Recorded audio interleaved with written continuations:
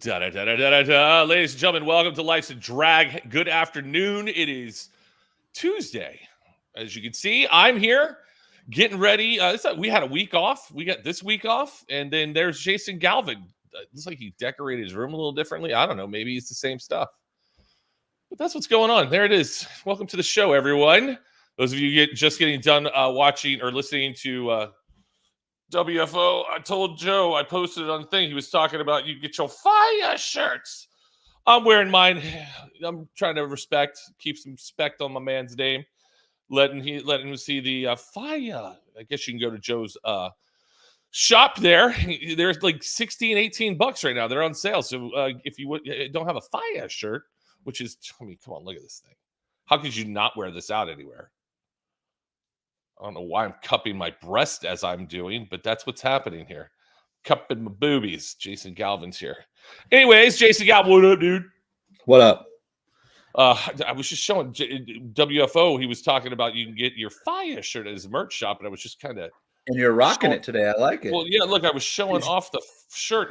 Realized I was cupping my bosom. Did you happen to go grab that on purpose, or were you already wearing it? No, I was already wearing it. I went and got a haircut today, and I was wearing it because this shirt is in a constant rotation. What does getting a haircut have to do with wearing that shirt? Here's what happened, Jason Galvin. I was like, oh crap, I need to get a haircut today, and I'm like, oh, my hair. I hadn't washed my hair in like 2 days, so I took a shower and I put clean clothes on. So give it up. What does that have to do with wearing that shirt? I don't know. Your correlation to that was it's in a constant rotation. I like it. I like this shirt. That's all. It's a great shirt. You should buy it. T-shirt.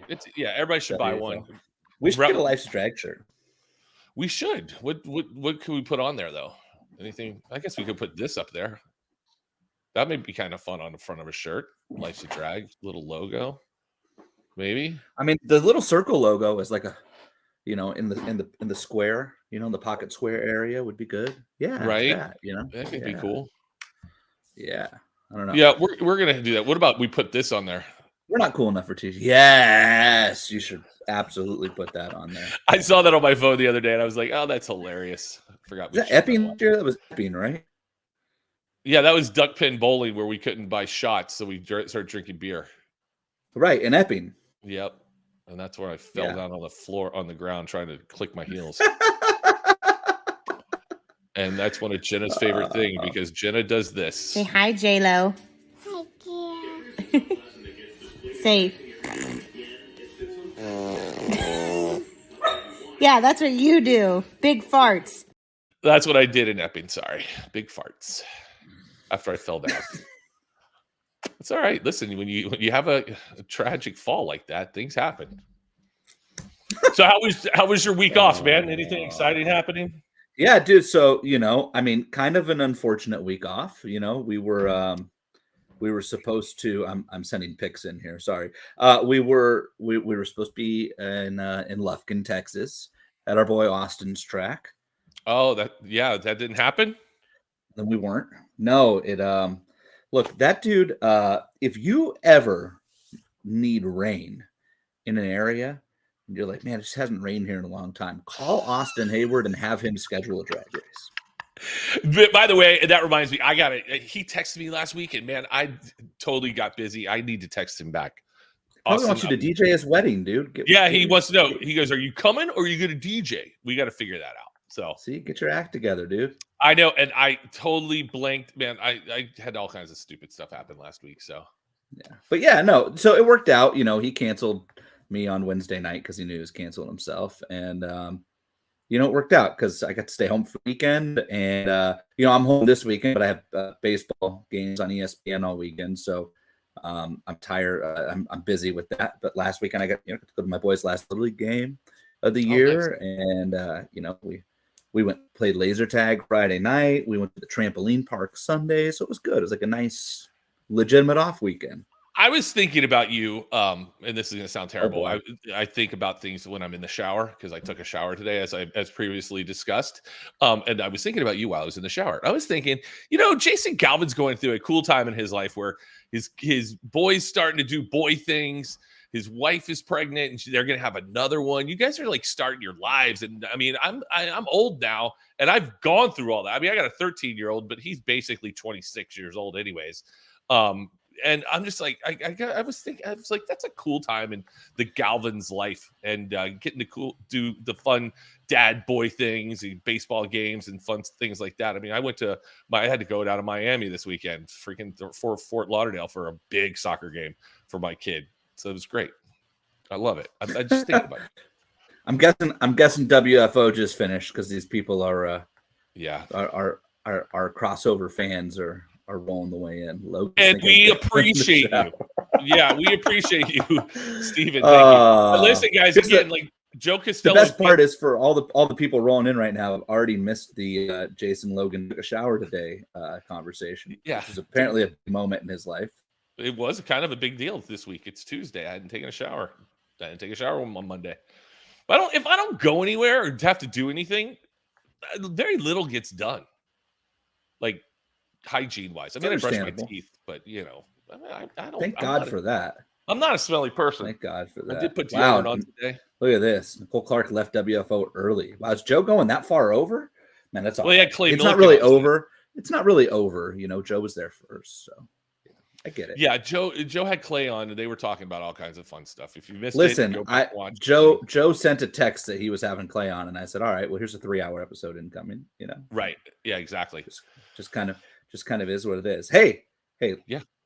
Did you ever see this picture, by the way? Yeah. Okay. So should we talk about? Let's talk about the four wides in Charlotte. Let's go ahead and talk. For all the people in Charlotte who were like, "Wow, Galvin, how cool was Charlotte? You got to do Reinhardt's job, and Reinhardt did top end." And I was like, "This is why Reinhardt let me do his job." Parking things in front of tractors, you can't see the track. Yeah, for all of you who are out there on Facebook and all that fun stuff, we were just mixing things up. Reinhardt's actually going to DJ in Chicago. I'm going to be in the right. It's going to be awesome. Hey, Charlotte last year was the location of the famed DJ battle. Yeah, that's true. That was a fun. Just remember that. Charlotte's always a weird race, that 4 wide, because Vegas just blows by. We're boom, boom, boom, boom. We're on the strip. Right. We're eating $500 meals, right? Charlotte takes freaking forever for a 4 wide. I don't get it. I don't understand. I don't even want to hear about it from you. What time did you get back to the hotel set? Listen. Listen. Why did Alan do top end? Why Alan did top end? Because Alan wanted to do top end. Like, it was Alan's decision. Life is fine. We made a switch for the weekend. Everybody wants to know. He'll be back in the booth in Chicago. You won't have to listen to me sound like an idiot ever again. By the way, I forgot how good Alan was at the top end. He's amazing. Come on. He's top end. Listen, he did stuff on the top end. Let me tell you, the best thing that came out of Charlotte for me is that I watched Alan do top end and went, man, I got to be better. Like, that's simple. Like, I watched him do top end and said, I need to do a better job. End of conversation. Yeah. So best thing that came out of Charlotte. And everyone has their own style of doing the different things. I like the way you do the booth. The way our announcing group is really good. Tops is what they do. And Alan just it was good I think for all of us to kind of let people see what other people do. And like you said, you got to see how Alan did it for God knows how long when when Bob was in the booth, right? Was there. Yeah. So he got really By good. By the way, I've had a lot of people ask, why were you in the and I gotta be honest, the one thing that has peeved me a little bit is it's like nobody watched on Saturday. Like, Costello crushed it in the booth on Saturday. In the booth too. Okay. Joe crushed it Saturday. Joe had the Mission Foods deal, and the Mission Foods race was really, really good. And it's really hard with the 4 wide stuff. Like, 4 wides in general are not an easy thing. And Joe freaking killed it. Like, literally killed it Saturday. I was jealous because Joe did such a good job with the Mission Foods deal Saturday and everything that went down with that. So, yeah. Like, I mean, look, what did we prove last weekend? We proved last weekend that everybody's capable of doing everybody's job in a pinch when needed, and it was great. We're back to normal in Chicago. But I definitely need to step my game up after watching Reinhardt on the top end. I learned. Yeah, that he much. was really good. And then but yeah, no, it just yeah, so Saturday listen, everyone has their job to do. I just happen to not have to sit through all the sportsman stuff. And I apologize, Listen, Jason Galvin, that you had to stay there for all the sportsman stuff. listen. Really? Saturday. Look. In Vegas, I dipped out early one night. Joe dipped out early one night. Reinhardt dipped out early Saturday in Charlotte, which is fine. It's great. That's what we should be doing as a team. Everybody should be taking turns on that stuff. But like Costello and I put in the long haul, and we ran the last pair of cars down the track at like 11:20 on Saturday night after running the first pair of cars at 8 a.m. on Saturday morning.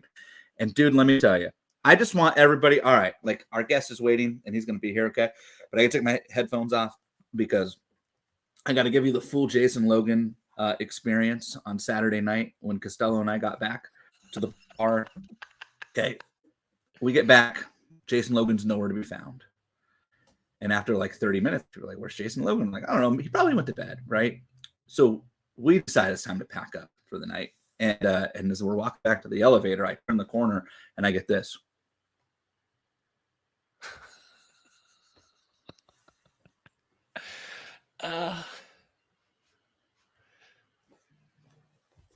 If you listen to this only and don't watch it, you got to go watch it because I swear to God, that's what Jason Logan looked like. I mean, he turned the corner. You look like you saw a ghost when you turned the corner. I wasn't expecting you guys to be there. I Dude, sufficiently got tore up from the floor up on Saturday. I don't know how you got up on Sunday. Listen, I don't either. Don't know how you got listen, up on Sunday. The way you felt on Sunday in Vegas is the way I felt on Sunday. Oh, okay. In Charlotte. That makes sense. I was definitely still drunk. when you woke up Sunday Oh my morning. God, dude. It was Hannah and I, we got out track early on Saturday. There's no Hannah and I. Hannah was at the bar in a perfectly good mood. I was down there the whole time too. That was the whole problem. So we went to have dinner, and it was the Mexican restaurant right there. And I will drink a beer Rita all day long. If there's a beer Rita on your menu, I'm going to drink it. I had 3 of them during dinner, and then proceeded to go hang out. We rolled into the bar. Where'd you go to dinner? There's a Mexican restaurant right there on the boardwalk by our hotel. Oh, okay. We walked right to it. Anyways, and then the Hartfords were there, and right. So we started drinking with the Hartfords, and they had a forgettable weekend. So they had a forgettable weekend, but I didn't realize how forgettable their weekend was until about 9 o'clock that night. After I'm just drinking, having fun with the Hartfords, and I was like, "Oh, you guys don't have to run tomorrow. I have to run." So, Jesus Christ. Yeah. And so I basically, so I am just ripped. And I probably had like 4 more drinks at the bar. Okay. And then that's what it was. That's exactly what it was. And then I went, so it starts breaking up down there. I went to my car to get something out of it. And I had the keys in my pocket. And I'm just like, okay, you know what? I'm going to see what my phone went on, CarPlay went on, and then my Spotify playlist came on that had all like a bunch of music on it for the race. I'm going, oh, I wonder what that song sounds like. I sat in my car for like 30 minutes listening to music, and then did you see? Now look, I wanted to call bullshit on that. I told Costello. I thought that you went to your car, get something down, and fell asleep. No, didn't fall asleep. Promise. Okay. I would own that one. No, I went to get something out of the car, and then you would own that. Actually, it's a good point. Yeah, I would own that. And then I came up, and there you guys all were coming out of the elevator. I'm like what in the world? And I go, Hannah got me drunk tonight. She's like, no, yeah. See, here you are blaming it on Hannah again. Anyways, Charlotte was good. It was fun. I'm glad the 4 wides are over. I actually like the 4 wides. I know it's a mixed feeling thing. I'm not just saying that because I'm getting played by NHRA, right? I like the 4 wides for what they are. I think they're fun twice a year, and now we can go back to real racing. Yeah, I like them too. I'm with you. That's simple. That's simple. Hey, but this great picture came out of the 4 wides, which is a great segue to our guest this weekend. Look at that. I have no idea who took this. I actually got to ask Bunker who took this. Okay, because he sent this to me, and I was like, "Oh, that's a pretty good picture right there." Like, dude, some of the photographers are all over the place. They'll start taking pictures. All of a sudden, they'll throw them up on social media. You're like, who took that picture? And most of the time, they'll put their little thing on there, their little tagline or whatever. And then I realized, but yeah, see, this one doesn't have that. Like, I wanted to give credit, and That It's is a missing. professional picture too. It is. Yeah. Look, this was not taken. I mean, I'm maybe I'm about to be blown away, but like I don't think that Hannah took that on her cell phone. Let's put it that way. No. That's a lens. That's probably from Yeah. like 330, and they zoomed in. Yeah, on you. exactly. All right, let's bring in our guest. He's here Bring to him hang in. out. He's at There work. he is. Look, I see him with a pen. He's probably writing down all sorts of clutch flow data for Chicago. He is Jason Bunker, the crew chief for Cruise Pedregon. What's going on, guys? Welcome. What's up? Hey, who took this picture? Talk to me, Jeff dudes. Bennett. Jeff Bennett's the guy's name. He's a photographer for the Las Vegas Raiders. Oh, See, professional. thank you, Jeff Bennett. The photographer. What was he just hanging out with you for the weekend or something? Yeah, he was hanging out for the weekend with us. He did. I think he's worked with Cruise before in the past. We came out that week and did some photos around the camp, around the team, and got on the racetrack as well. So he spent that, and I was like, "Hey, a couple Jasons right there."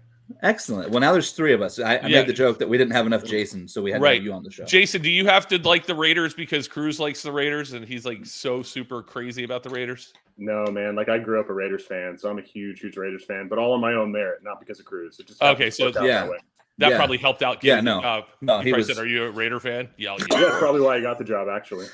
Yeah, see? Right. Yeah, you guys were like, "Wow, we can sit here and talk about our shitty football team together." What? Yeah.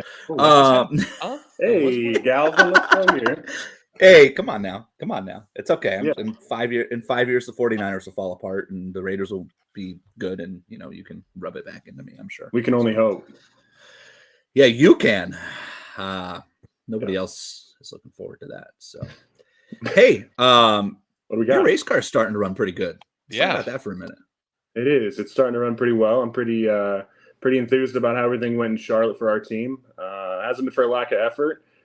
Just finally came together, I'd say. Every time I feel like every team's got like a turning point. You can go into a season and you can start over, but every team has a turning point. I feel like hopefully Charlotte was a turning point for us.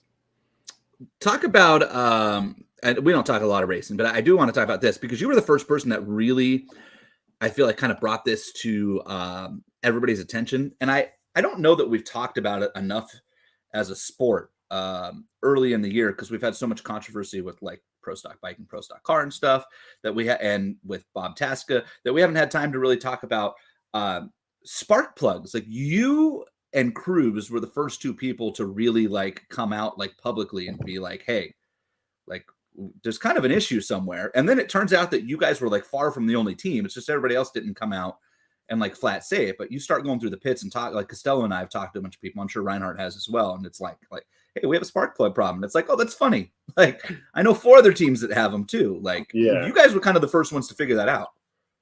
Unfortunately, I don't know if we were the first one, but I think we've had the biggest problem, I would say. And we go through some pretty rigorous checks along the way to try to make sure that everything's right when it goes in the trailer and obviously when it goes in the car.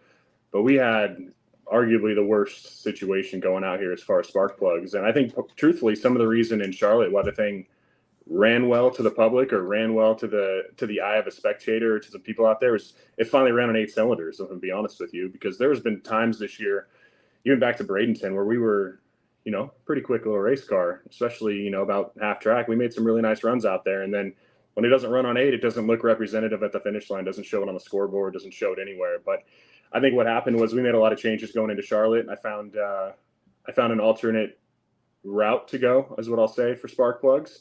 And it seemed to pay off for us on our end. So I'm pretty thankful for that. But there's definitely an issue. We're shooting them out like crazy. And it's not that the plug's coming out of the head. The plug's just coming apart into 2 pieces. And we hopefully rectified that moving forward. But I think our race car didn't show how good it was until Charlotte. But it hasn't really been that bad all year, to be honest. Now, is that a manufacturer deal, or is that just running so much power through that thing? Or is that no? It's just a manufacturer deal. It's just a product of what they've got going on their end. And I've been working with the guys at Champion Direct. They've been very helpful. They've been very open. I've sent some product back and forth with them. They've sent us some product to try. So we've been. I think a lot of times people go out there and they just kind of have an issue and they, for lack of better terms, throw people under the bus or throw companies under the bus. And rather than just throwing people under the bus arbitrarily, I was like, how about we try to fix this? Right. Because this is kind of a shitty deal, pardon my language. But you're good. It sucks it sucks on my end because I laid in bed at night for about 2 months and couldn't sleep because all I thought of was spark plugs flying out of our crap. But at the end of the day, I mean, you got to do something to fix it, and working with the manufacturer is the only way to go back and do that. So that's what we're trying to do. I mean, we've had just not like the first time as a sport that like sometimes this stuff happens, right? When you're mass producing things that go into 11, 12,000 horsepower motors, like everything has to be perfect. And sometimes they're not. I mean, I remember my first, I don't want to call it like full year, but my first, what I felt like was like real year on the tour was 2022, you know, and in the early part of that year, there was and this was before you were really full-time, but there was a bit of a pandemic, so to speak, with clutch discs where some people had great, and that was part of that was pandemic related, I guess, part of the unintentional pun there, but you know, the pandemic happened and supply chain issues and people couldn't get materials and parts, and clutch suppliers were getting materials from different places than they were before for the discs. And it caused a lot of issues where that year there was like, I vividly remember teams like having bad weekends and them being like, well, yeah, we put the bad clutch discs in it because we're trying to save the good ones for the countdown. And it was like, what? Like, you know, I mean, so sometimes that stuff happens. Like sometimes it happens. Yeah, no, and I think this is just one of those instances. And for us, it's like I was chatting with a couple guys in Charlotte, and they were like, "Oh man, we had heard you had a bunch of problems. We haven't had any." And then the next time I go to the staging lanes, they both walked up to me and they were both like, "Yeah, I'm not talking to you anymore because you shot a plug out last run." And I was like, "Hey, don't blame me for that. I didn't do it." But it's crazy. I mean, it's been going around the pit area. You know, there's some other teams that have dealt with it as well. Actually, there's a lot of teams that have dealt with it. So unfortunately, it just bit us a lot and kind of our own, you know, kind of had our own issue. But I think we fixed it. I think we moved forward. Like I said, Charlotte was the first time the thing ran on 8 cylinders to the finish line. We'd made 2 runs prior to Charlotte this year where it didn't shoot a plug out. The whole season. That's crazy. Wow. Yeah, Jim Parks said they had some issues last year with NGKs, and that's Jim works on DJ Cox's alcohol car. So it's not like to your point about Champion and throwing brands under, like sometimes stuff happens. Yeah, absolutely. And like I said, to Champion's credit, they're doing a really good job of trying to rectify that problem right now. So hats off to them. And I'm very, thankful they've been working with us. So. Yeah, because you just don't want to go, all right, well, I'm going to go get the other guy's spark plug because it just fix the ones you got. The Champion's probably happy that you guys came to them and said, hey, let's work together on this. Let's fix some stuff, make our companies better. That's all. Yep. Yeah, no, it's been good. So I like it. Onward and upward. What's the start of this year been like for you? I mean, I'd say, I go back several years, but before people knew who Jason Bunker and Jason Galvin were on a national level, you and I were hanging out at nostalgia races. You were tuning on Tony Gerardo's funny car and out here on the West Coast, and that's where we met and had our first like interactions and became friends. But you obviously came in with Paul Lee a couple years ago, kind of thrown into a situation there and worked through that the last year and a half, and then had an opportunity to go out full time. Paul has not ever run for a championship. They run a lot of races, but not for a championship. You had an opportunity to go to a fully funded, highly sponsored team that wants to race for a championship and made that jump in the off season. What's it been like?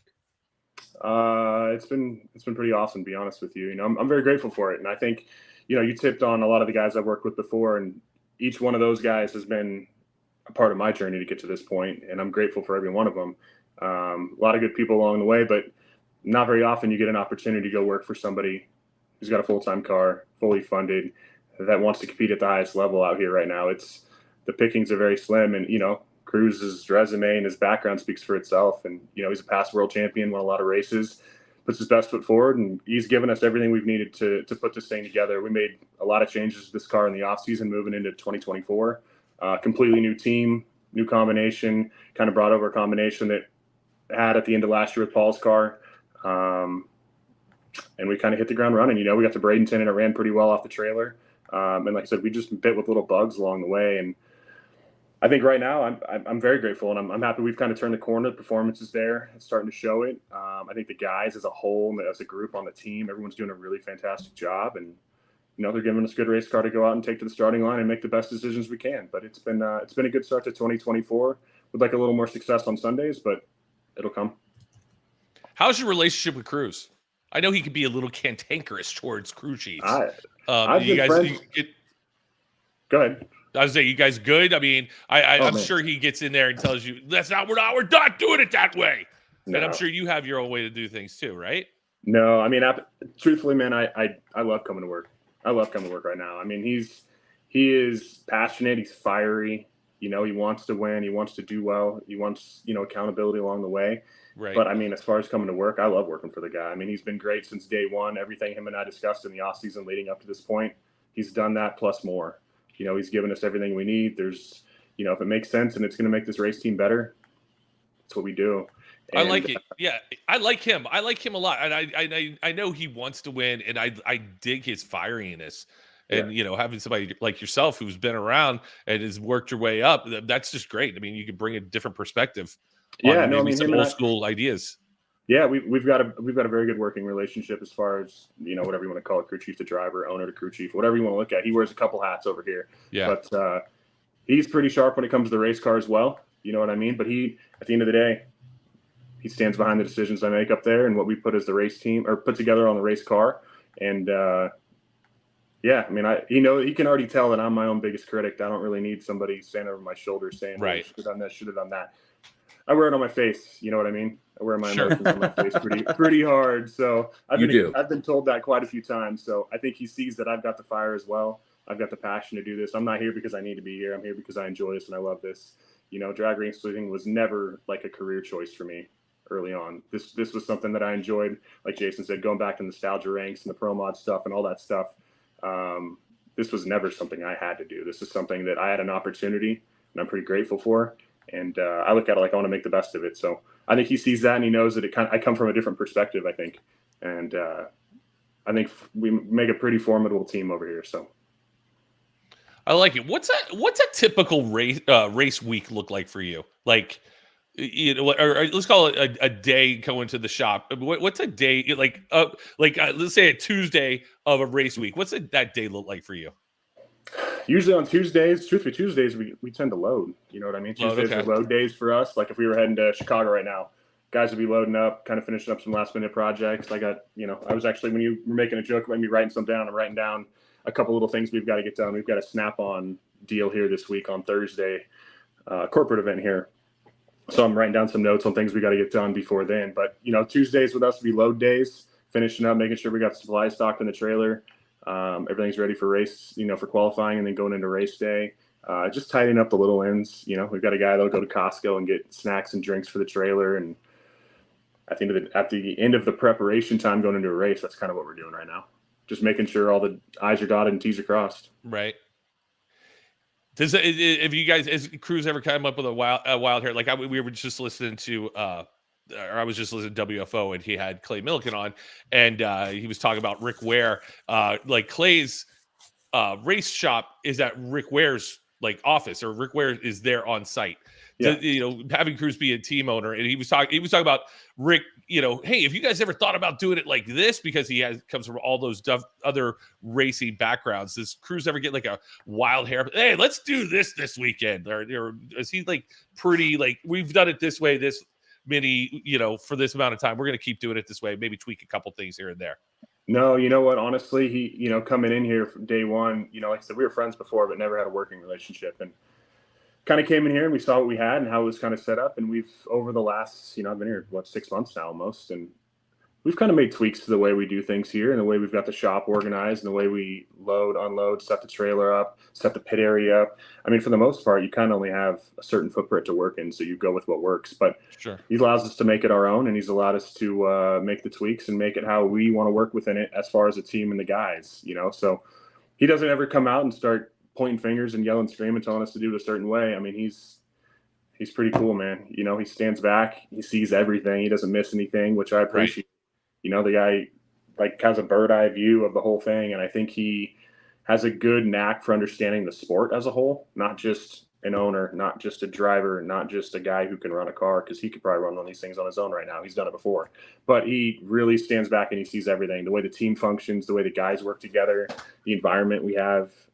I think that all speak volumes to the people we have here. So I think he's enjoying it if I had to guess.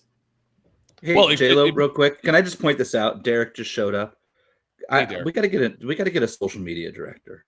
Well, I put that title up. I was like, show number. I don't know what number, what it was. Whatever. Who cares? I don't know.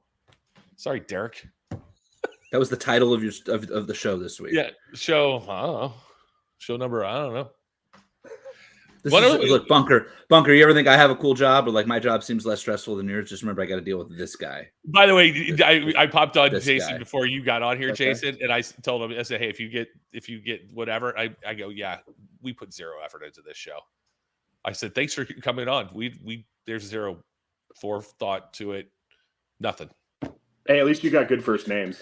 That's true. That's true. I got something good going for me. Yeah, Jason's. So I rolled through Chick-fil-A the other day, and this lady goes, you know how they ask you, what's your name for the order? I go, Jason. She goes, do you spell that with an X? I go, why would I spell Jason with an X? It's like, what kind of question is that? And I go, it's Jason. I mean, how hard of a name is that to not get right? Yeah, it's almost embarrassing. People annoy the crap out of me. It's because you live in Florida, dude. Oh yeah, because you live in Florida. Yeah, Jason Bunker, where do you live? I'm in Indiana. Indianapolis, like everybody else. Listen, man, He's from California, though. Like Jason's from California are cool. He's a California guy. Yeah, I get it. West Coast Jason's definitely win. Yeah, of course. Listen, Jason's in Florida, but wacky, dude. We're freaking got issues down Dude, there. everybody in Florida is wacky. Okay, you guys. I'm okay with like pray. You pray to a fake mouse. Like, listen, that mouse has provided me a house. It's school. And by the way, you got that same mouse out in California too. That's not even a fair argument, Galvin, because we got the same mouse. yeah, but Logan wakes up every morning and I don't know. Listen, I gotta go to work over there every once. Purposely drives to it. So, by the way, Jason Bunker, you're married, right? No. No. All right. No, sir. No. Your mom still around? She kicking it? My mom? Yeah. Yeah. Where the hell is this going? I want to know what you're doing for your mom. Oh, Mother's Day. Okay. Yeah. Flowers. I was actually going to go visit her. She lives in Georgia, but I've got a baseball tournament to go to this weekend. So, Mom. Hey, look at that. But Mom's going to get bypassed for a baseball tournament this weekend. But my mom is actually in Charlotte, which is kind of funny. That's funny you asked that because my mom came to Charlotte with my sister, my stepdad, and my sister's boyfriend. So that was kind of cool to have them there. That's always fun. And that was kind of like a small little Mother's Day.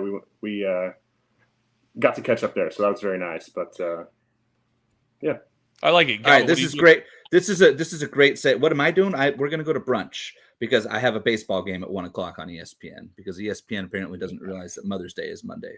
By the way, I'm gonna go to the house. I'm gonna go to the Mouse House on Mother's Day. I got a DJ a wedding on Mother's Day. There you go. So are you going to go to brunch first? Is that what your plan is? No, I got this brunch this wedding's from 11 to 3. It's a brunch wedding. Hey, you should talk to the person that does your schedule. I know she don't care.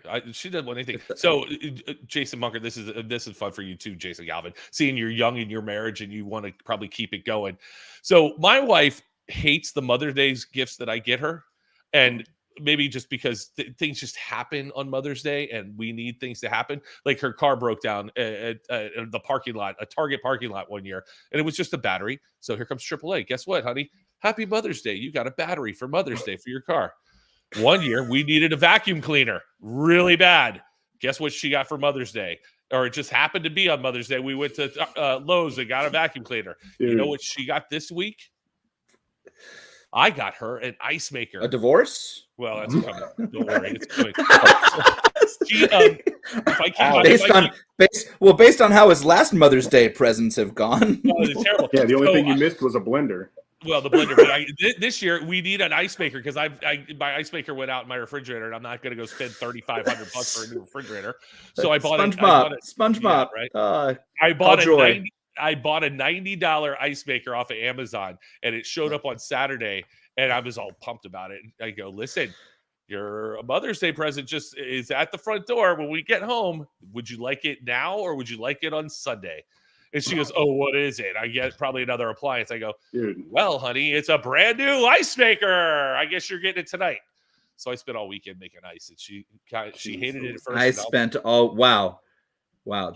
I got to tell you, all that effort you took to plug it into the wall probably went a long way. You got to clean it out first. You got to do a little prep work, a little white vinegar and water and clean out the whole thing. Oh my God. It makes ice. It's so great. So yeah, that's a way, Jason Bunker. So when you get married, don't buy crappy gifts. Yeah. My wife does not like that. Set it and Let it forget it. Really, dude, it That's takes gonna- 24 Ron pounds. Popeil. Behind- On Popeil. Set it and forget it. Dude, my Man. dad's just the king of buying stupid crap off. Listen, they should make. Why haven't we made a Ron Popeil movie? Okay, they made the one about Joy. You know, the QVC girl that Jennifer Lawrence was in. Where's the Ron Popeil movie? That's what we need. Remember the Ron Pro? This is way before you. The Ron Popeil Pocket Fisherman. It was a little fishing pole like that big. Oh, it was great. He'd go out there and catch big bass. With the I just remember his rotisserie deal. Rotisserie chickens. Come on, the best. Dude, my grandpa thought that was the greatest invention of all time. That one and the food saver deal. Yeah, we had a cyclonic cooker. Oh yeah, that was good. Which is somewhere my mom's watching this right now, laughing because she probably remembers when my grandpa got the rotisserie chicken, and then we had to have that every night for like 3 months. I still have the knives that cut like ceramic block and the Miracle Blade too. Oh my god. So great.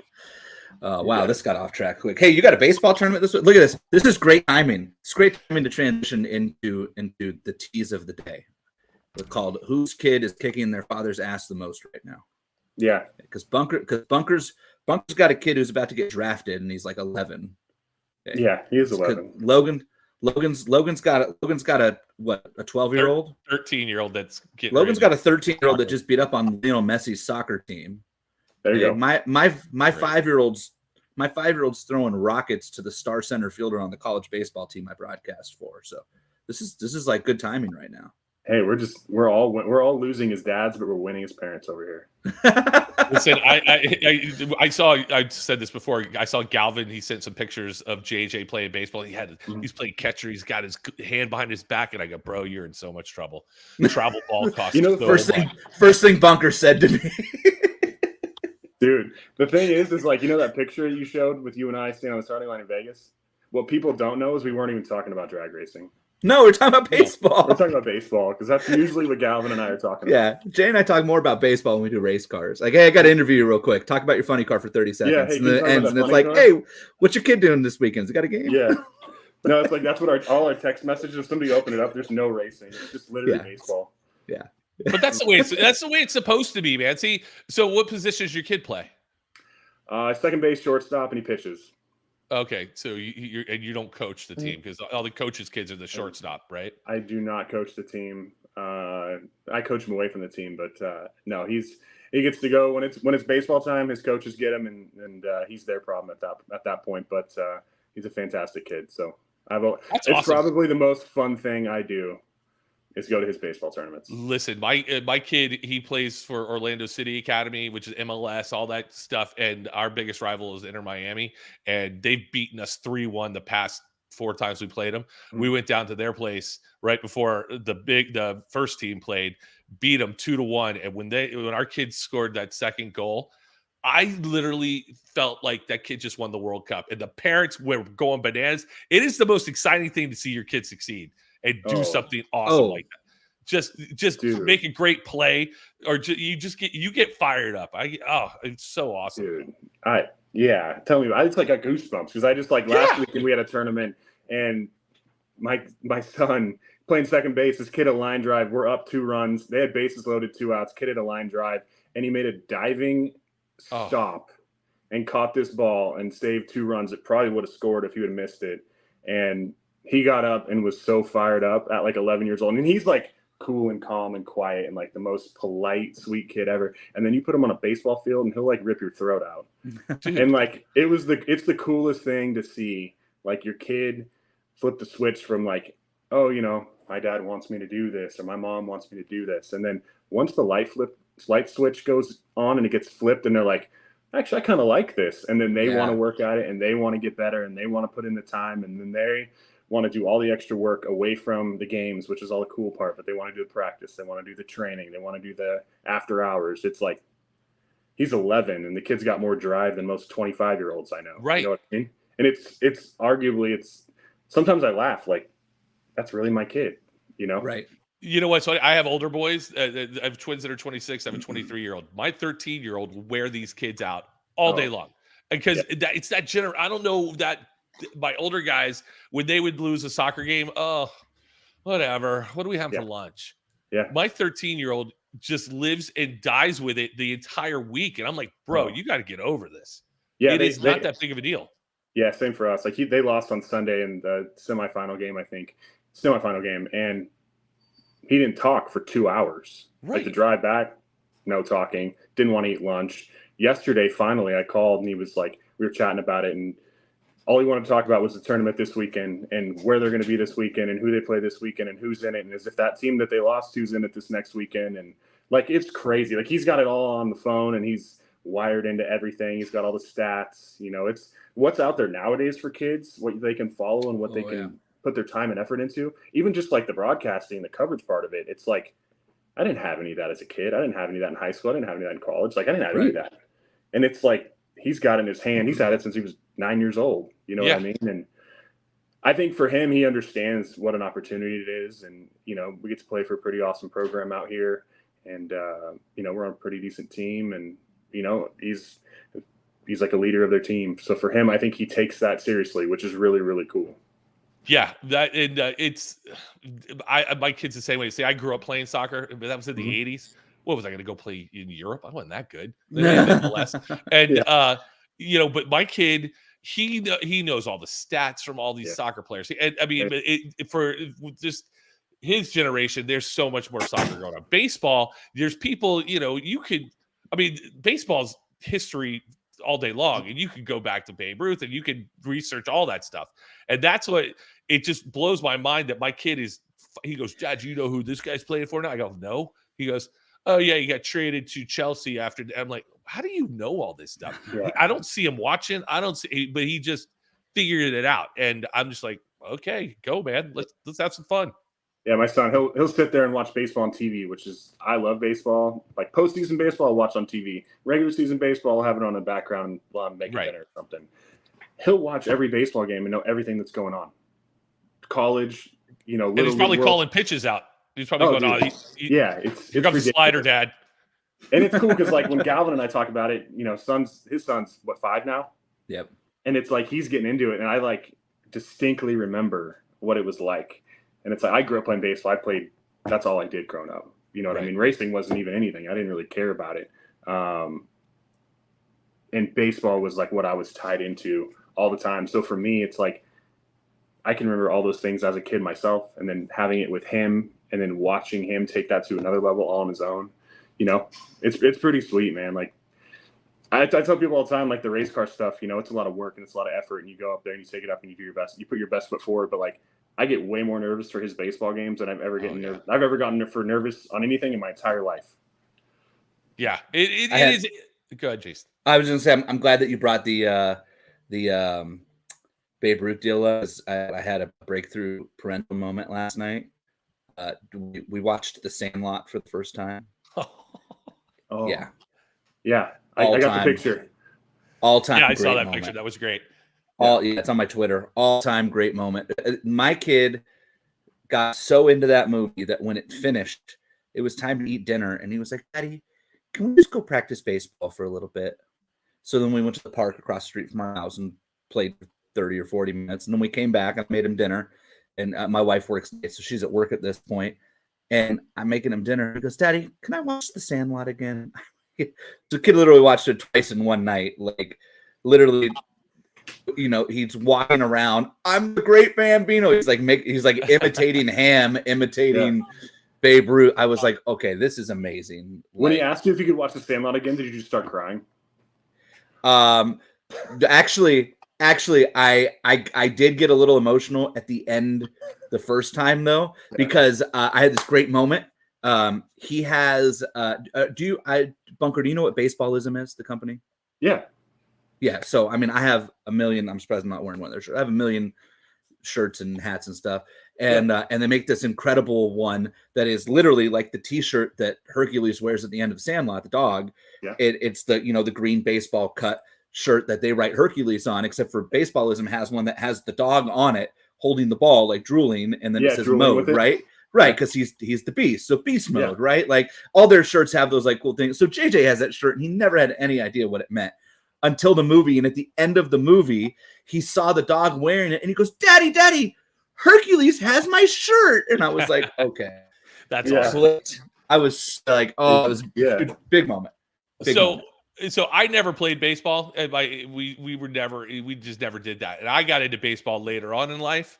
And talking about baseball movies, we could probably name our favorite ones, which I'm sure we're going to do here in just a minute. But the movie, talk about crying at the end of a movie. If you want to see Jason Logan break down and cry at any point in time, all you have to do is say, "Hey, Dad, want to have a catch?" Forget Oh, it. yeah. From Field of Dreams. From Yeah, Field of Field of Dreams, my kids know it, and when that I will watch that movie every single time. So I've been to that place twice now. Have you really? and- I'm jealous. oh, I've never it's been. so great. Dyersville. And Have you been, Bunker? No, I've never been, but you know what's funny? In Charlotte, one of our sponsors, Matt Wolf, he does all our tire pressure gauges here. He brought me a corn cob, a baseball, and a bottle of wine signed by all the Ghost players from Field of Dreams. Oh, that's freaking great. Amazing. I'll send you a picture of him when we get off this, Yeah. Calvin. And he Yeah. brought That it, and movie- he put it. He made this case for it, and it's pretty sweet. But actually, hold on, it's right here. Hold on. Yeah, that movie though, Jason Galvin. If you want to see me freaking break down, that I cry every single time. Dude, how Look cool at is that? How cool is that? That is amazing. That is awesome. So That is very cool. But yeah, Jason Galvin, Jason Bunker, you guys got to go to that place because they'll let you, they have baseballs and bats and gloves just laying around. And you go out and hit balls. It's Right. awesome. you can I have a really catch. wanted to go to one of those MLB games there. I thought that was like the coolest thing in the world. How about the first? I two they literally- did?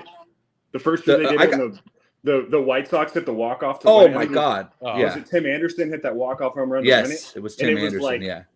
It was the craziest thing. When Like, you couldn't have they scripted did that. that the first time, and the White Sox came walking out through the corn Yes, onto the yes. field, I literally cried. Like Oh, I yeah. watched a professional baseball game that meant Yeah. nothing, like a regular season game, and I was like it was so. I was the coolest thing. That's Yeah, what's it so great about baseball. It's like like in Field of Dreams, he's going baseball. He's talking. He's sitting there. Would pull their, wipe the memories away from your face. It's like that's what's so good. And again, never played it. I started understanding it later on in life, and I just find it's just so cool to watch. By the way, James Earl Jones in a baseball movie, like everybody, I feel like forgets he's in the Sandlot until the end of it, and Right. they're like, "Oh, that's right, he's here too, right?" And like I always love, he's so perfect when they're in the house and they're talking about the ball, and he's like, "What's so special about that ball?" And he's like, "Well, it's signed by Babe Ruth." And he goes, "George signed that?" And I'm like, oh, dude, James Earl Jones literally was born to talk about baseball in Right. movies. Like, screw Darth Quite Vader. Darth Yeah, Vader quite Darth Vader just gave him the opportunity to then talk about baseball in movies. Like, For sure. yeah. All right, Wild. so awesome. All right. Jason Bunker, You said it. favorite baseball movie. Let's go. What's my favorite? Yeah, Field of Dreams. Field of Dreams, good. Give us your top five. Oh, Field of Dreams. Do top three. And Five's a Sandlot lot. is like there's 1A, 1B. Sandlot would be 1B. And then we've got what about Rookie of the Year? That's like a goofy Yes, thank Henry you. Gardner. Yes, Rosenbottom. Oh my gosh, yes. Daniel And then, Stern honestly- chucking the seeds, like choking on the seeds. Come on. I watched that movie a million times when I was a kid. What about Angels in the Outfield then? No. So you know how we got No. on Sandlot though? Believe it or not, we got on Sandlot because we were trying to find Angels in the Outfield. And Right. for some reason, it's not streaming anywhere. Like there's actually like a big like Reddit thread about it because and the only reason that came up is somehow the whole that scene early in Angels in the Outfield when Danny Glover is out in the field, like the little fake field in the neighborhood, and he tells that kid to run home, and the kid literally runs home. And then Joseph Gordon-Levitt, he's like, "What happened to Joseph Gordon-Levitt?" It's like, "You told him to run home." Like the Right. kid met home base, and the kid literally ran to his house. I don't know how that came up, but it led to us watching that clip in the car. And then JJ was like, "Can I watch Angels in the Outfield?" And I was like, "Sure." Yeah, that's Like, awesome. and then it wasn't on, so I put the Sandlot on, which turned out to be a great comeback. The Brewster's Millions. Good. yeah. What about? The Rookie. The Rookies. Oh, it's good. It's not okay. great. Yeah. Bull Durham's What about- the better. what Bull about- Durham's the Durham? better Well, one. yeah. I was gonna say Bull Durham would be 4. And I then love what A about League of Their Own. I love Yeah, A League that's of Their Own. See, that's what All-time I'm saying. great Like A League of Their movie. Own, that'd be my Yeah. top 5. I think. You know one that I liked that I don't feel like I feel like was kind of overlooked. I really liked Little Big League. I don't know. When I don't remember it that much. Yeah, I the don't Little Big League is the one where the kid's grandpa owns the Twins, and then he dies, and he takes over, and then he's like 13, and he fires the manager, and then he goes and coaches the team. Yeah. And then the star third baseman starts like dating his mom, and that gets all awkward. But yeah, I don't know. I like it. You know? Major League. That's a Major good one. League. Yeah, come on. Look, Yeah. I have like 6 Major League T-shirts. Come on, Dude, I had a Major League quote in Charlotte talking about the dumb baseball helmets. You Or did? It was at Vegas. I was like, hats for bats. I think that was Vegas. Yeah. Was it And Vegas? Yeah, because I think somebody missed it, and I came and I literally jumped on the mic. Well, you don't mess with Joe Boo. Yeah, I was gonna say you gotta have a Joe Boo line if you're gonna do that. Yeah, you don't that's a mess good with one. Joe But Boo. what about I named one of my kids Tanner because of Tanner Boyle from the Bad News Bears. Did you really? Yeah, because that kid was great. Hey, listen up, Buttercrud. We're not going to clean your pools today, Buttercrud. It's the best. That's an interesting person to name your kid after. But Tanner Boyle was the great. You know, Lupus, if you wiped your nose every once in a while.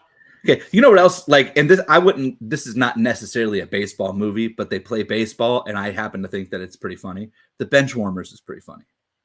I get you that. That's a good one. Like- I like that.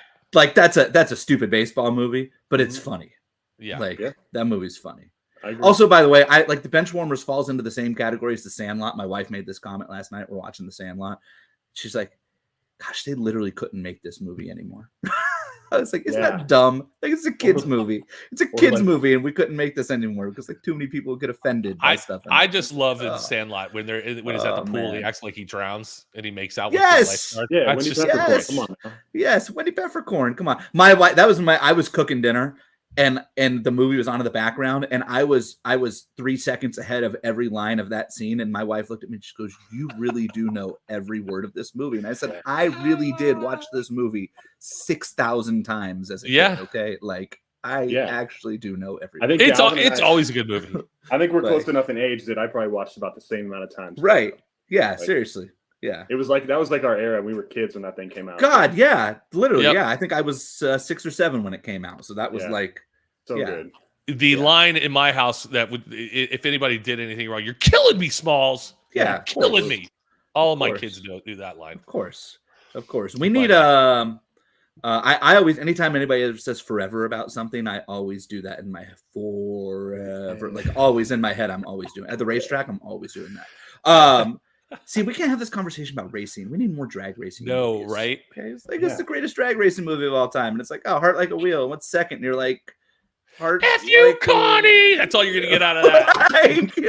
Like, Snake and Mongoose, I guess. Like, By default. F you, Um, Courtney. right. That's all you're gonna get out of Yeah. Courtney and Erica's movie. Right. Yeah. What's third? I guess Right on Track counts. It's a Disney movie, like Yeah. Whenever John Force puts one out. yeah, when are we gonna get it? That's what we need. Who would play John Force in a movie? Oh, Gary Busey. Done. Oh. Thank you. Wow. wow, that was That's way pretty too good. quick. That That's was pretty gonna be- good. That's Gary Busey, but Gary Busey before he The got problem all is, whacked I would out. say the problem is Gary Busey's Yeah. too old though. Like if we were making a movie today, Yeah. Then I don't know. Mark Wahlberg. No. Yeah, Mark Wahlberg. Come on. Marky Mark. Yeah. Mark. Dude, Oh. think about Mark Wahlberg with like the longer hair in A Perfect Storm. Looks just like John Force circa 1985. What about this one? Here's one. This is gonna blow your mind. Sam Rockwell. Sam Rockwell would be good. That'd be a good John Force one. Yeah. Bunker's trying to think of who that is, but I'm a movie guy, so yeah. I can't think of anybody else to say. Like I'm trying to think of who could fit Force.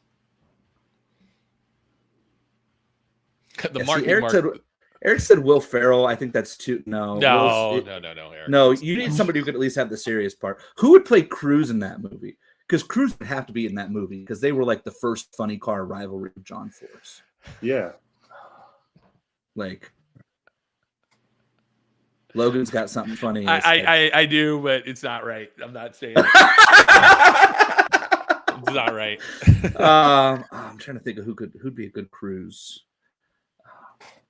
Gosh, Danny Trejo's too old. That's what I was gonna would say. work. Danny Trejo. Were you? but Yeah, see, Danny that's Trejo's what I too was old. thinking. Danny Trejo. Danny Trejo's too old. With or without the machete? Well, no, you have to have the with. machete and all the Come on. tattoos. That would be Yeah, the come on. best. Come on. Yeah, that's a good rivalry. Those two go back a long time. Like when I was a kid, Right.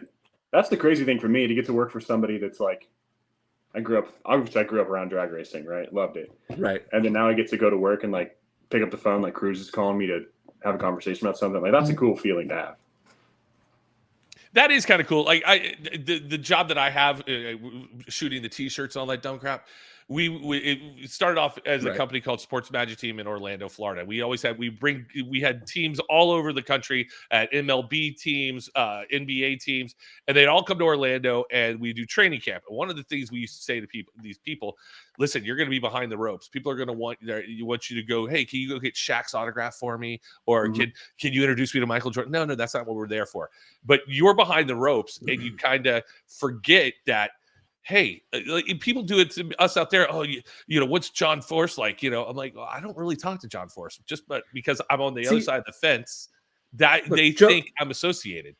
Joe goes Cheech Marin, and I'm like, again, I think Stop too old. Like we're not making a modern day John Force. Like, we're doing John Force and Cruz in retirement. Like, come on, Joe.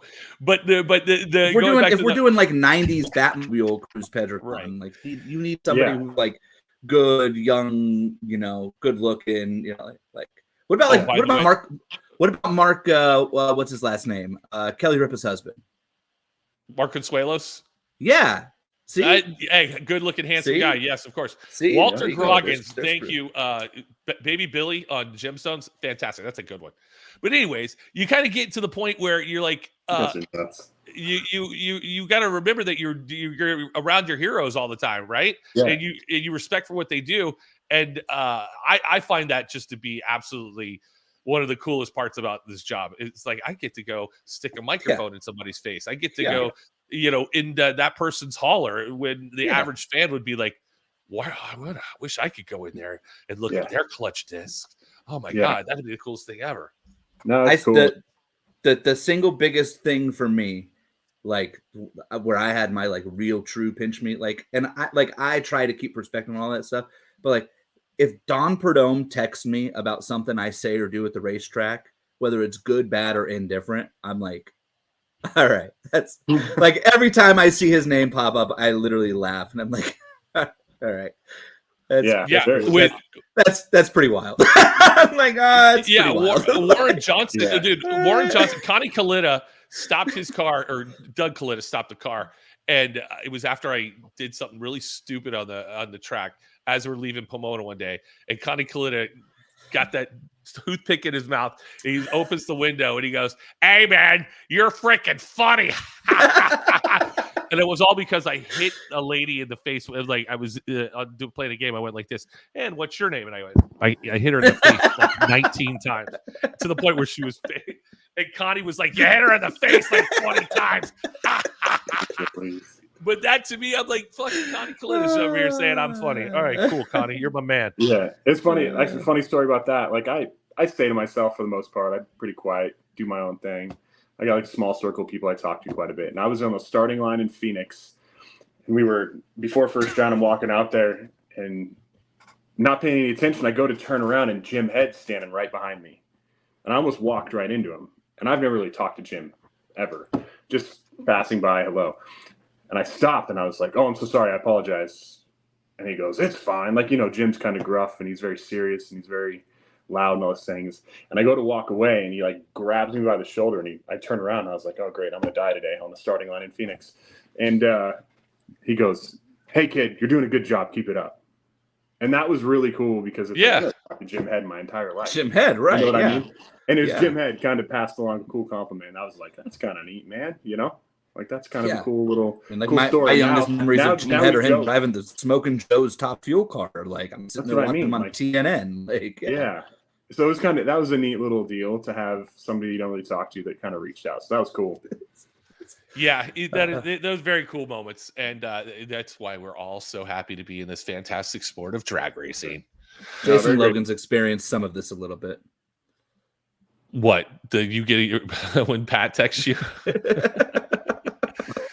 Yeah, that's the Look, best. here's the best part of this is that Jim says that, and then Eric. Here are two totally unrelated. I'm not sure these two have ever met, and Eric knows exactly what Jim's done. Now, Bunker knows Eric from his days at Paul Yeah, Lee. I do. But yeah, but the fact that Jim and Eric literally know exactly what each other are talking about, they live on the other side of the country, and I don't think I've ever met in person, is pretty damn funny. Yeah. It's good times. So, Jason Bunker, what do we expect out of the Snap-on Tools vehicle this weekend or next weekend in Chicago? It's like this weekend, I think you expect to be a baseball tournament. Yeah. Shoot, if that Snap-on cars on the racetrack this weekend, I got a problem. But next weekend in Chicago, just looking to pick up where we left off when we got out of Charlotte. You know what I mean? Just keep building on that, keep making good runs, try to make some good decisions, and give Cruz a pretty good race car, and let him do what he's going to do with it, and hopefully it leads to some win lights. So. There you go. There you go. Hey, I don't want to leave Derek. I don't want to leave Derek hanging because Derek got here late and was watching the show on catch up, and so he asked this question well after we talked about it. But he asked about clutch discs and he wants to know lifespan on a clutch disc. Now, I know from the various nitro schools I've done that you guys get 5 or 6 runs depending on where you put them in the pack and move them around. Yeah, is your car different? The funny car is different. Yeah, kind of a little different as you go. Combination, I'd say somewhere between 3 to 5 runs, depending on what it is. But like for our car, we'll probably get 3, 4, maybe 5, depending on how much wear, what it takes to get it back into running condition, and then decide where we want to use it used. So that's always a constant evolution there, trying to build the best packs we can. So, what direction do you go in when you build the packs? Like new discs go up front, or they go towards the back? I stagger. I got a new one up front, new one in the third slot, and a new one on the back. Interesting. So I got 3 new. I got 3 new, 3 used right now. Interesting. Do you like that question, Logan? See, I did Everybody because does of my limited knowledge of clutch disc packs. Here's my favorite thing about nitro race cars is that there are 5,000 ways to get to the same result. Like in many ways, it reminds me of baseball, right? Where like there's 20 different ways to get the batter out. What direct how do you want to approach them or whatever? How do you want to approach setting up your race car? And everybody does it different. I like that. I just feel like to me it's exactly like that. You can do it however the hell you want to do it. There's there's 18 cars, you're gonna have 18 different ways, and at the end of the day, it's whatever you believe. You gotta trust that and follow it. You can't take this from somebody else and this from somebody else and this from over here and this from this. You gotta literally just trust what you got. Listen to the race car. Don't tell it what to do. It usually bites back, and it's not very good at that point. So, listen to the race car. Pat Galvin says that a lot to me. Like when we talk about other people, friends of ours, teams, when they're struggling or whatnot, that's like his age-old adage that he goes back to from when he was a crew chief, is that the race car will usually tell you if you're doing something right or wrong. You can sit there and tell me all you want that here's what the real issue is, but if the race car is telling you it's something else, it's probably something else. Yeah, no, I learned that. I learned that early on. Trust the race car, listen to the race car, and block out everything else.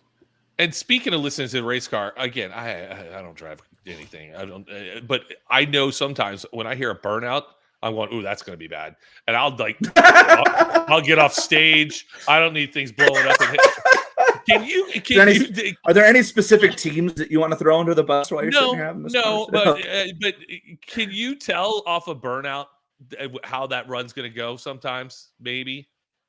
I would say that's a hard one to say. You can tell how the run's going to turn out, but you can definitely hear some things where it's like, I'm going to take a couple steps back on this one. Yeah, I kind of feel that way too. I feel that way because I'm like going, I'm gonna hope this little folding table can protect me from shrapnel sometimes. Listen, I wouldn't say you can predict anything. I can just tell you that sometimes, burnout will land a little bit. I will tell you the one time that I successfully predicted that there was a independent Top Fuel team at Indianapolis, the first race back from COVID, that when we did the whole 6 hours of Indy. I know what you're talking about. Were you there for that? Yeah, I was there for that. Oh, see, look at that. Yeah. So, and I won't throw the team under the bus, but their car came up for the first run of testing on that Thursday or Friday or whatever, and started. And I was sitting in the grandstands with Austin Prock Mhm. And it started running, and he looked at me, and I looked at him, and he went, "That doesn't sound good." And then did the burnout, and I went, "Oh, that really doesn't sound good." And it backed up, and it was just like, somebody should really shut this car off. Nope. Crew chief walked up, pulled the throttle stop off, set the idle, rolled the driver forward, and Austin looked at me and goes, "I'm ducking." And I ducked too, and that driver hit the throttle, and boom. Shit's raining down on the grandstands. All right, it was a good time. I think we were like a couple cars back because that was when I was working on Justin Ashley's car. We were a couple cars back, and I distinctly remember exactly what you're talking about. I think everybody in the building was like, by the way, why aren't they shutting this car off? I wasn't there. I wasn't there, and I could probably tell you who it was. Actually, I would be surprised, but I'll talk to you about it later. You would be surprised. It is now when it comes out, it is a pretty good running independent top fuel car. I would absolutely agree with you. It's a very good running independent top fuel car. Top fuel dragster. Yeah. And that seals my guess. Everybody has problems. So it happens. No, of course. Yeah. I just don't know, again, limited knowledge, but when I hear something, I've heard them go really good. And I know what that sounds like. And I've heard them I know what that sounds like. Yeah, it is a fact. No, I agree. All right, Bunker, get out of here. Go back to work. Tell Cruz not to fire you, or Johnny, or whoever's there. Johnny doesn't come to the shop. Johnny's sitting at home in Phoenix next to his pool, sipping on pina coladas right now. Pina coladas or Tito's and Sprite, whatever he's got. Yeah, it's probably Tito's and Sprite. Yeah. So, no, I thank you guys. I appreciate it, and I'll see you both in Chicago. See you in Chicago. Yes, sir. Thank you, Jason. That's Jason Bunker. That guy's good. It is Jason Bunker. We like him. We like him a lot. So yeah, that was listen, again, I don't know any of this crap. I ask stupid questions. You do. For me, that's why we love you. That I'm just trying to figure out stuff. I just want to know. You make us look smart. It's great. Well, that's what I'm here to do. I'm kind of the setup guy for that. Yeah. Exactly. I don't know. Exactly. Are you going to go see the Fall Guy movie, by the way? Oh, absolutely. Yeah. Okay. Went to the movie Sunday night. First movie I've seen in a while. We had date night. And you know what we went to see? We went to see Civil War. Highly recommend. What is that about? Civil War? It's about a civil war happening like right now, like a couple years in the future, basically. Oh, okay. Yeah. I know what you're talking about now. Yeah. Kirsten Dunst. Mm-hmm. Really, really good. Yeah. Kirsten Dunst was really good in it, like award-worthy good.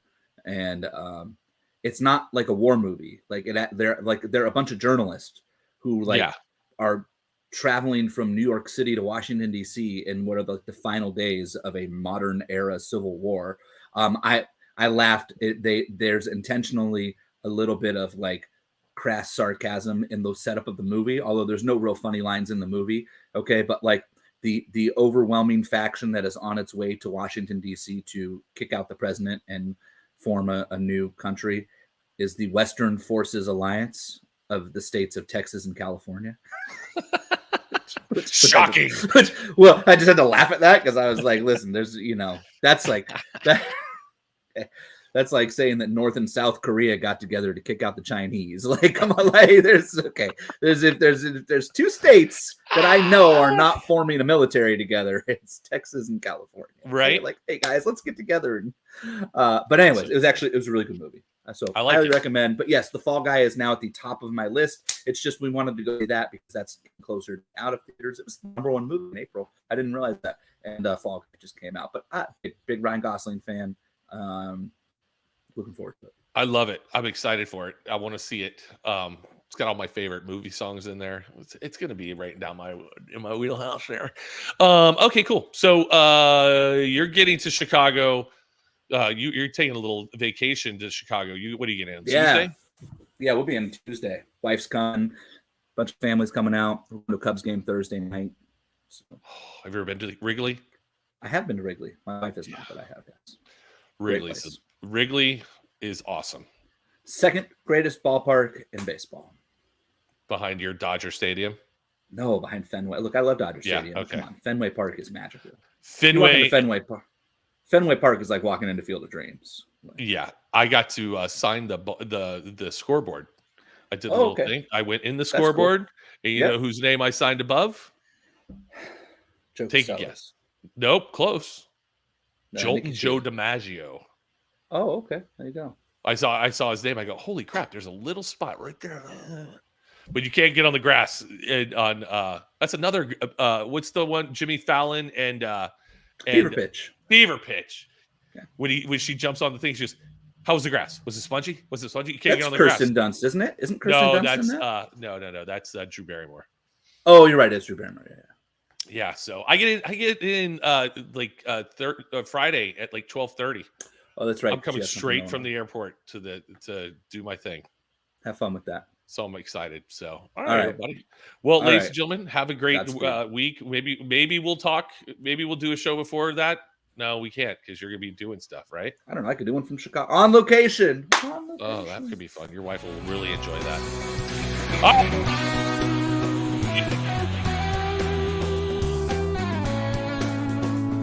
You can't hear me? Yeah, you stink at that. You do that every time. You can't hear me? I mean, we can now, but you always play the music and then we can't hear you. Exactly. It's funny. Good night. It's hilarious.